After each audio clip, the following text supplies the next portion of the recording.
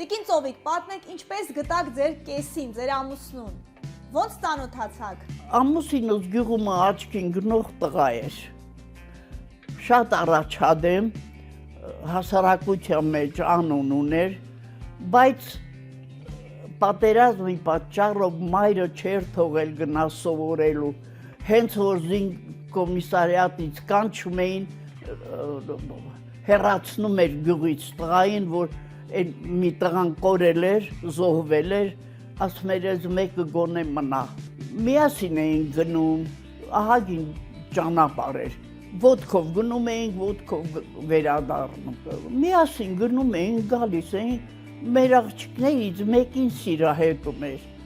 Հետո ոնց եղավ այդ աղջիկը ուրիշ հետ ամուսնացավ, սա շատ տխուր էր, մեղքս եկավ, ասի ինչի ես տխրում, դե եթե նա նվիրված էր, կմնար, ուրեմն մի մտածի, ուրեմն նա քեզ նվիրված չի եղել, դու միասի սա արդեն մտածում ա, ու 2 տարի այդպես գնում են, գալիս են մեր տուն, ոչ մամասա տալի, ոչ ես եմ ուզում, ասում է իմ ընկերն ա ինքը, վերջը եկան տուն, բարեկամներով, զորով արաղը լցրին խմեցին, իբր ինձ նշանել, աս ինչքան ուզում եք խմեք, մինչև չսովորի չեմ ուզելու, և ուղարկեցի սովորելու։ Ուր ուղարկեցիք, որ ինչ մասնագետ դառնա։ Ֆինանսական ուսումնարան։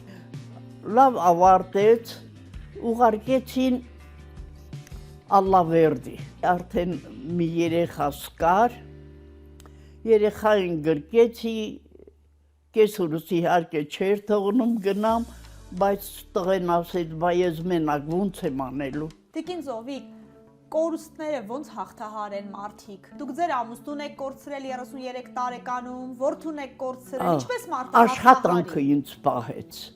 աշխատանքը, գործի տեղը պետք է ես ամեն բան տեղը լինի, պակաս բան չլինի, որ ինձ հանկարծ դիտողություն չանեն, իմիջայլոց իմ ուսուցիչներն էին բոլորը, իմ ուժերը գիտեին, բայց դե համենայն դեպս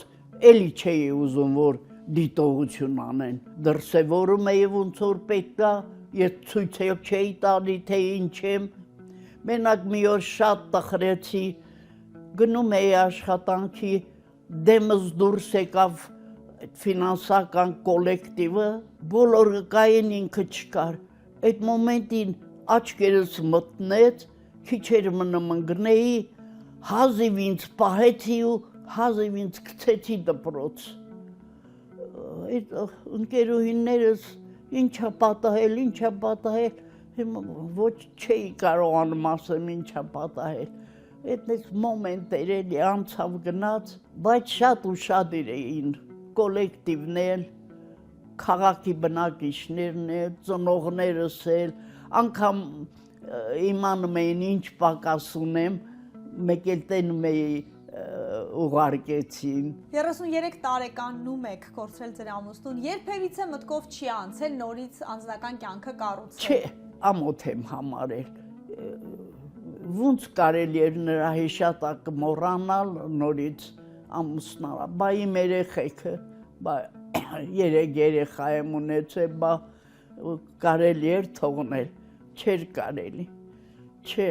բոլորովին մտքովս չի անցել։ Ամուսնուց հետո էլ չգործեցի, որովհետև ես ժամանակ չունեի, հազիվ տուն, տանգործ, վար, ցանկ։ Շատ դժվար էր։ Շատ, չնայած օգնողներ շատ եղան, ամբողջ քաղաքը իմ թիկունքին կանգնեց, որովհետև իրան շատ հարգում էին, սիրում էին։ Տունը կիսատ էր, մի օր էլ չի քնել մեջը,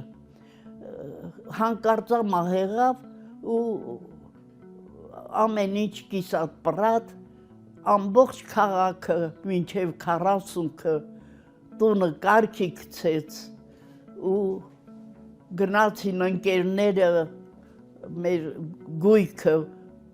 որտեղ որ ապրում էի, վարձուտան էինք ապրում քաղաքում, բերեցին մեջ գցեցին, հիմա ինձ ուզում են բերեն, ասում եմ չեմ գնա, ես այդտեղ չեմ կարա ապրեմ, բայց ընկերները ասեցին, ինչ ես ասում, այդ մարդը այդ տան համար ա զոհվել, այդ տան մեջ ա իրան էներգիան դրել, ոնց չես ապրի, կգնաս։ Կեսրարս Ռուբիկին դրեց ձիու վրա, ուտելիք վերցրեց, գյուղից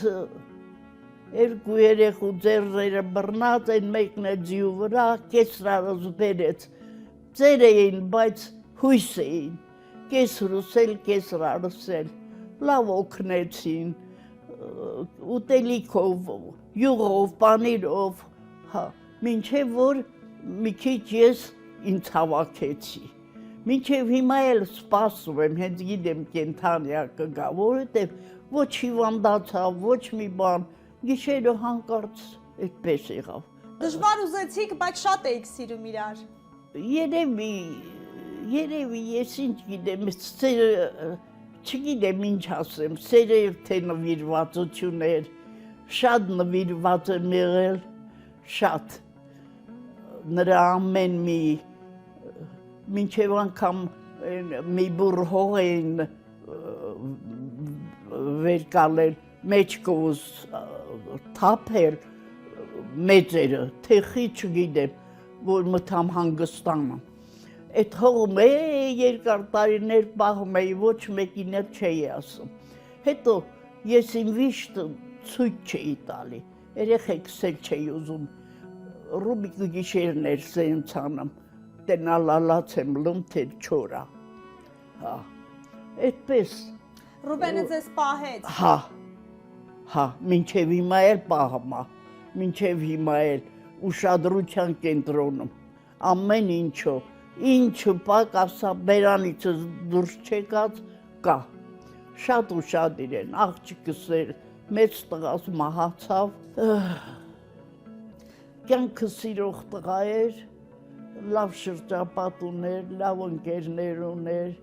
այդ ընկերների նվիրվածությունն էլ գերնվիրվածությունը տնաքանդություն է, չի կարելի